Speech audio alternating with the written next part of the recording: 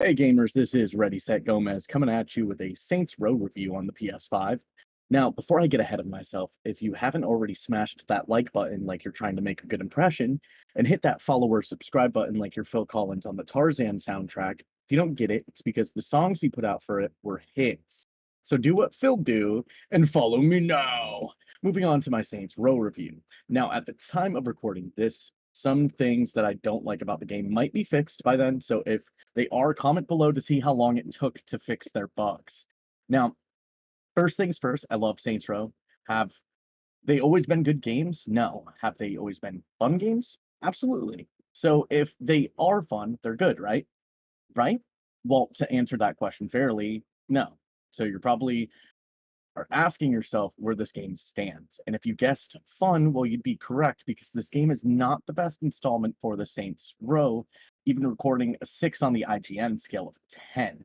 But let's be honest with ourselves. You're not here because of IGN. You're here because you were either forced by physical harm to watch my videos, you're an amazing friend, or you actually care about what I think of Saints Row.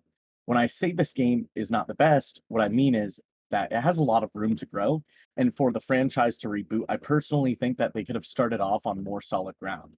If you're going to reboot a beloved franchise, at least make that franchise finished at least 100% of the game. Now, this game obviously is not 100% finished. The streets of Saints Row are deader than a Chick-fil-A on a Sunday, yet even being dead, we capture magic like this. Besides the many bugs will still see even with an update, this game is good, just not the best Saints Row I've played. And yes, I may be biased because I fondly remember the memories I built with Saints Row 1 and 2, but I still came into this prepared for it to suck like every other critic said it did. I ignored all that and gave it a chance, and for the most part, I think I made the right choice, even with the rage-filled moments of hitting a fire hydrant and having it completely mess up my driving, which, holy mother of pigs in a blanket, how are the fire hydrants in this game more effective than the police force in stopping me? And if I was crazy enough, I think the fire hydrants are their own street gang cosplaying as water sources, but let's move on from the waterbender in red and talk about the story.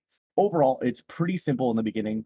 You work for a company, Marshall, which seems as if they're alluding to something as in martial law, because that's basically what the company tries to do. You get fired from said company after a museum security job goes south, and you take the blame for it. A lot of different events lead to the eventual start of the Saints, but these aren't your typical Saints like we all remember. Now, let's start off with your crew. Kevin is a DJ that formerly hung out with the Idols gang and kind of gives off a Johnny Gat vibe.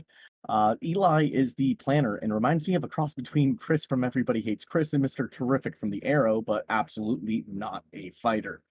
Now, Nina is the typical car girl that would rather work on her car than talk to people, but story related, she's a bit of a badass.